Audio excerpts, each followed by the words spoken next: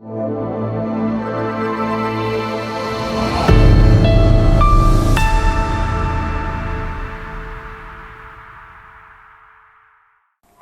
Welcome to Sumi talkies. Dhurandhar the revenge ഞാൻ കണ്ടിട്ട് 2-3 ദിവസമായി. ഇവിടെ ബാംഗ്ലൂരിൽ അത്യാവശ്യം നല്ല ടിക്കറ്റ് റേറ്റ് ആയിരുന്നു.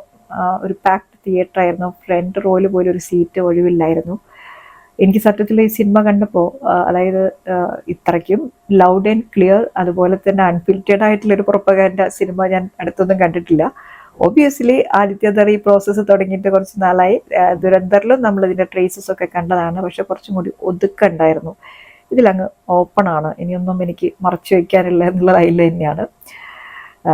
അപ്പോൾ ഇത്രയും ഒരു, അതായത് ഓൾമോസ്റ്റ് 4 hours ഇങ്ങനെ ഉള്ള ഒരു സിനിമ തന്നെയാണ് ദുരന്തർ ദ റിവെഞ്ച്.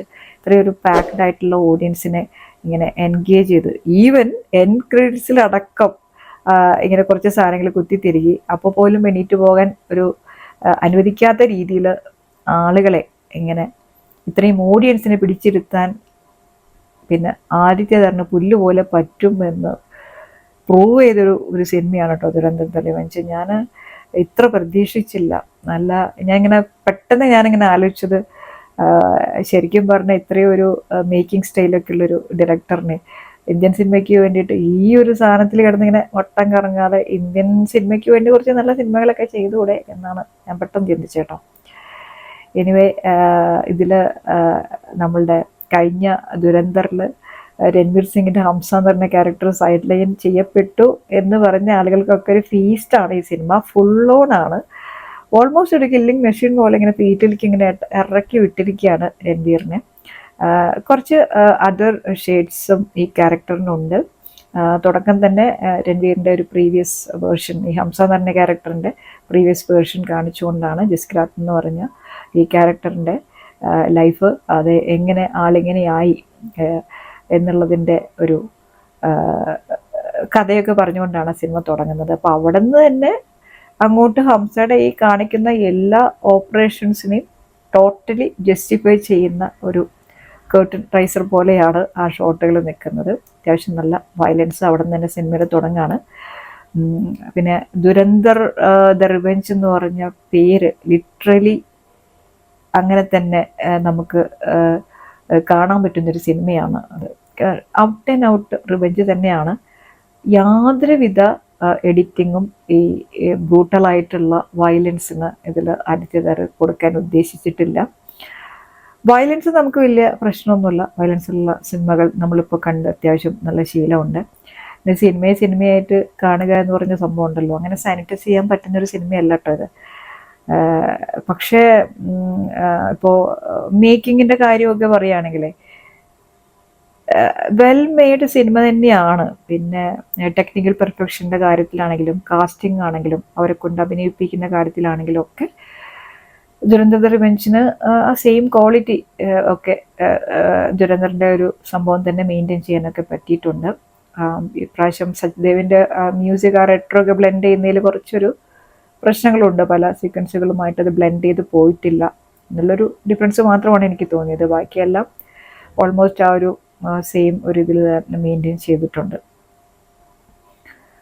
പിന്നെ അടുത്തത് ഇതിലൊരു ചേഞ്ച് ഉള്ളത്, അതായത് ദുരന്തറിൽ നിന്നുള്ള ക്യാരക്ടേഴ്സിൻ്റെ എക്സ്റ്റൻഷൻസ് നോക്കുകയാണെങ്കിൽ ഇതിൽ SP ചൗധരി സഞ്ജയ് ദത്തിൻ്റെ ക്യാരക്ടർ ഒക്കെ സൈഡ് ലൈൻ ചെയ്യപ്പെട്ടിട്ടുണ്ട്. അതുപോലെ തന്നെയാണ് ലാരി ഗാങ്, അതായത് റഹ്മാൻ ദക്കത്തിൻ്റെ ആ ഒരു മരണത്തിന് ശേഷം പിന്നെ ഈ ഗാങ്ങിനും വലിയ ഇമ്പോർട്ടൻസ് ഒന്നും സിനിമ കൊടുത്തിട്ടില്ല. മാത്രമല്ല അവരുടെ നേതാവ് ഇപ്പോൾ ഹംസയാണല്ലോ, അപ്പോൾ പിന്നെ ഹംസ ലീഡ് ചെയ്യുന്ന സിനിമയാണ്.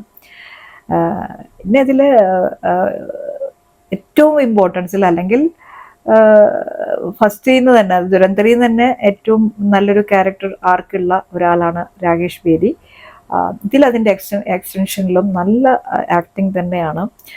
ആളത് നല്ല എൻജോയ് ചെയ്തിട്ട് ചെയ്യുന്ന പോലെയാണ് തോന്നിയത്. ആ ഒരു എപ്പോഴും ഇങ്ങനെ സേ ചെയ്തുകൊണ്ടിരിക്കുന്ന ഈ ഒരു പൊളിറ്റീഷ്യൻ എന്ന് പറയുന്നത് നന്നായിട്ട് തന്നെ പെർഫോം ചെയ്തിട്ടുണ്ട്. എനിക്ക് തീരെ ഇഷ്ടപ്പെടാതിരുന്നത് ഈ ക്യാരക്ടറിൻ്റെ ഏറ്റവും ഒടുവിലെ എക്സ്റ്റൻഷനാണ്. ആ ഒരു ട്വിസ്റ്റ് എന്നൊക്കെ പറയുന്ന സംഭവം എനിക്കെന്തോ അത്ര ഡൈജസ്റ്റിംഗ് ആയിട്ട് തോന്നിയിട്ടില്ല. സാറാ അർജുൻ്റെ ക്യാരക്ടർ ഇപ്രാവശ്യം സ്പേസ് റോള് കുറവാണ്. പക്ഷെ ഒരു ആദ്യമായിട്ട് ചെയ്യുന്ന ഒരു മെച്യൂർഡ് ക്യാരക്ടർ എന്ന രീതിയിൽ എനിക്ക് സാറിൻ്റെ പെർഫോമൻസ് ഇഷ്ടപ്പെട്ടു. പിന്നെ ആ ഒരു സില്ലി മാനിപ്പുലേഷൻ്റെ ഷോട്ടുകളൊക്കെ അല്ലെ, ഒരു കൺട്രികളൊക്കെ ഇങ്ങനെ സ്വിച്ച് ചെയ്യാനൊക്കെ എത്ര എളുപ്പത്തിലാണ് പിന്നെ ആദിത്യൻ്റെ സ്ക്രിപ്റ്റിന് പറ്റുന്നത് എന്നുള്ളതാണ് എനിക്ക് ഭയങ്കര ഒരു സില്ലി ഷോട്ടായിട്ടാണ് അത് തോന്നിയത്. അർജുൻ രാംപാലിൻ്റെ മേജർ ഇക്ബാൽ എന്ന് പറഞ്ഞ ക്യാരക്ടറിനെ ആദ്യമൊക്കെ കുറേ കൺട്രോൾ ചെയ്തിട്ട് നിർത്തിയിട്ടുണ്ട്. അതിനുശേഷം ആളെയും ഫീൽഡിലേക്ക് ഒരു കില്ലിംഗ് മെഷീൻ പോലെ ഇങ്ങനെ അഴിച്ചു വിടുന്നുണ്ട്. അർജുനെ സംബന്ധിച്ച് പറയുകയാണെങ്കിലും നമ്മൾ ആളൊരു അണ്ടർ റേറ്റഡ് ആക്ടറായിട്ട് കണ്ടത് ഓഡിയൻസിന് മാത്രം പ്രശ്നം കൊണ്ടല്ല, പല സിനിമകളിലും നമുക്ക് ആളുടെ പെർഫോമൻസ് കാണുമ്പോൾ അങ്ങനെ തോന്നിയിരുന്നു. പക്ഷേ ഇതിൽ ദുരന്തറിലാണെങ്കിലും എനിക്ക് ഇഷ്ടപ്പെട്ടിരുന്നു അർജുന്. ഇതിലും ആ ഒരു എക്സ്റ്റൻഷൻ, ആ ക്യാരക്ടറിൻ്റെ എക്സ്റ്റൻഷൻ നന്നായിട്ട് ചെയ്തിട്ടുണ്ട്. പിന്നെ എൻ പാർട്ടിലേക്കൊക്കെ വരുമ്പോഴേക്കും ഈ ഒരു ക്യാരക്ടർ സത്യത്തിൽ ആ ഒരു ലുക്സിലാണെങ്കിലും അത് ക്യാരക്ടറിൻ്റെ ടോട്ടൽ പെർസോണയിൽ അർജുൻ രാംപാൽ എനിക്ക് അതേപോലെ തന്നെ മെയിൻറ്റെയിൻ ചെയ്ത പോലെ തന്നെയാണ് തോന്നിയത്. പിന്നെ എൻ്റെ ഈ രണ്ട് മേജർ ക്യാരക്ടേഴ്സ്, മേജർ ഇക്ബാലും അതുപോലെ ഹംസയും തമ്മിലുള്ള ചില കോൺവെർസേഷൻസ് ഒക്കെ വരുന്നുണ്ട് കേട്ടോ. അവിടേക്ക് എത്തുമ്പോഴേക്ക് സിനിമയ്ക്ക് അങ്ങ് വല്ലാതെ ലൂസാവുന്നുണ്ട്. കാരണം വെറും വയലൻസ്, റിവെഞ്ച് കാണിക്കുക, കുറേ ചീപ്പ്, അതായത് ആദിത്യധറിൻ്റെ ഒരു റിഫ്ലക്ഷൻ, ഒരു മനസ്സിൻ്റെ തന്നെ റിഫ്ലക്ഷൻ അവിടെ കാണാം, അല്ലെങ്കിൽ ആറ്റിറ്റ്യൂഡിൻ്റെ റിഫ്ലക്ഷൻ കാണുന്ന ഒരു തരത്തിലുള്ള വളരെ വളരെ ചീപ്പായിട്ടുള്ളൊരു സ്ക്രിപ്റ്റ് ഒക്കെ അവിടെ നമുക്ക് കാണാൻ പറ്റും. അതൊക്കെ ഇങ്ങനെ ഒരുമാതിരി ഒരു ടൂൾസ് പോലെ ഈ രണ്ട് ക്യാരക്ടേഴ്സിനെ ഉപയോഗിച്ച പോലെയാണ് കേട്ടോ എനിക്ക് തോന്നിയത്. ആ ഒരു സമയത്ത് നമുക്കൊരു എമ്പതിയാണ് തോന്നിയത് ഇതൊക്കെ പറയേണ്ടി വരുന്ന ഈ ക്യാരക്ടേഴ്സിനോട്. അങ്ങനെയൊക്കെയാണ് എൻ പോർഷൻ എനിക്ക് തീരെ ഇഷ്ടപ്പെട്ടിട്ടില്ല.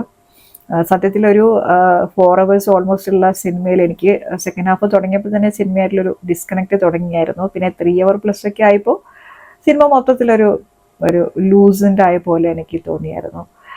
പക്ഷേ അവസാനം പോലും കേട്ടോ, നമ്മൾക്ക് ഞാൻ പറഞ്ഞല്ലോ ഇങ്ങനെ ക്രെഡിറ്റ്സിൽ പോലും നമ്മളെ ഇങ്ങനെ റിട്ടേൺ ചെയ്യാനുള്ള ഒരു സംഭവമൊക്കെ ആദിത്യധർ ഇങ്ങനെ ചെയ്ത് വെച്ചിട്ടുണ്ട്. വേറെ ഇതിൽ ഇമ്പോർട്ടൻസ് ആയിട്ടുള്ള ഒരു ക്യാരക്ടേഴ്സ് ഒന്നും ഈ സിനിമയിൽ കണ്ടില്ല. സോറി, അജയ് സിനിയാലിൻ്റെ കാര്യം പറയാൻ വിട്ടുപോയി.